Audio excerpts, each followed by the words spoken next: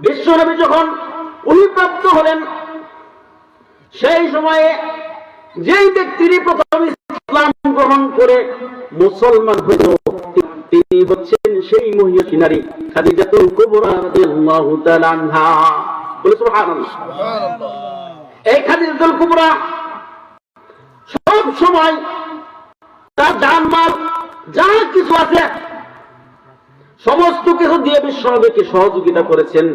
এই খাদিজাতুল কুবরা যতদিন পর্যন্ত জীবিত ছিল, বিশ্বনবী সাল্লাল্লাহু আলাইহি সাল্লামের 11 জন স্ত্রী, কয়জন? 11 জন স্ত্রী ছিল।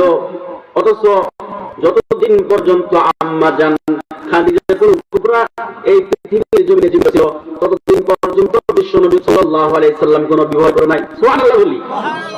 11টি বিবাহ করেছেন বিশেষ কারণে। কিন্তু খাদিজা যতদিন জীবিত ছিলেন, ততদিন পর্যন্ত বিশ্বনবী সাল্লাল্লাহু আলাইহি সাল্লাম দ্বিতীয় কোনো বিবাহ করে নাই। খাদিজা যেমন তাকে ভালোবাসতেন, বিশ্বনবী সাল্লাল্লাহু আলাইহি সাল্লাম খাদিজাকেও ভালোবাসতেন, বিপদের সাথী।